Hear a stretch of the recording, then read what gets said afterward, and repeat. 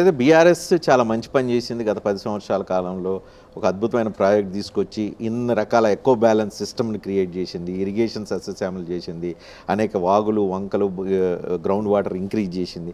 So Kaleshwaram అనేది ఖచ్చితంగా BJP చేసిన గొప్ప, బీఆర్ఎస్ చేసిన గొప్ప పనుల్లో ఒకటని చెప్పి అనుకోవచ్చు.